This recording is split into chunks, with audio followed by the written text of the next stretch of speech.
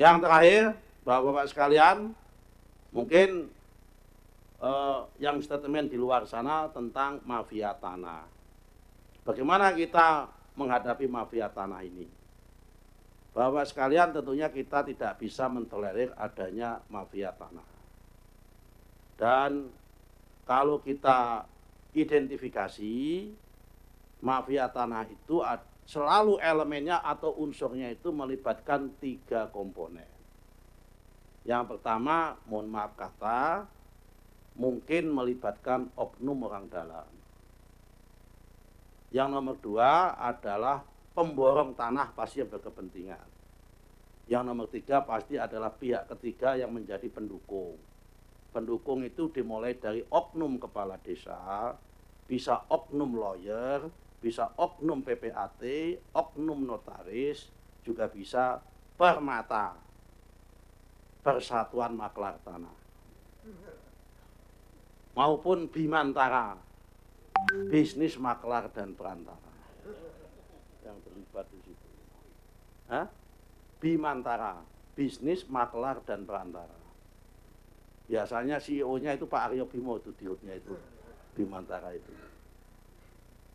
Nah, itu yang bisa melibatkan 3 elemen itu yang bisa melibatkan. Nah, apa treatmentnya? Kita tidak bisa mentolerir itu. Kita akan melaksanakan rakor khusus ini dengan Pak Kejaksaan Agung sama Pak Kapolri sama PPATK.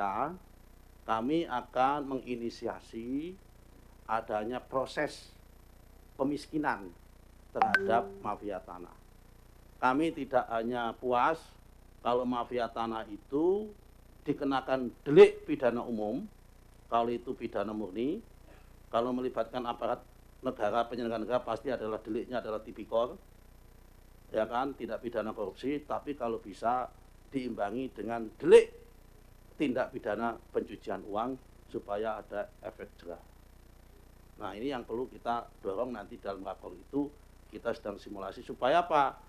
Supaya persoalan mafia tanah ini benar-benar tidak ada di Indonesia, karena itu menyangkut kepastian hukum dan mempermainkan orang-orang kecil yang itu mempunyai hak yang diserobot haknya. Supaya kita semua, baik dari pemerintah maupun yang ada di DPR, tidak kategori orang yang dolim terhadap orang-orang yang kecil atau orang yang berhak. Saya kira itu Pak yang bisa kami sampaikan untuk pemanasan di dalam forum Komisi 2 ini.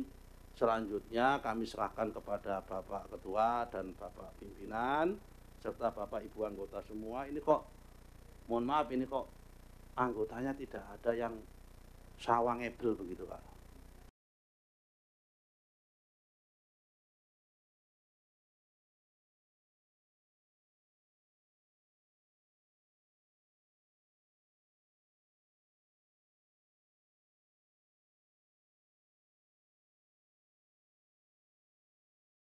Saat menangkap, mengumpulkan, dan mengolah peristiwa, secara paksa oleh penyidik, kami kerahkan upaya terbaik. Ketika menyampaikan berita serta informasi, kami tak sekadar menyapa.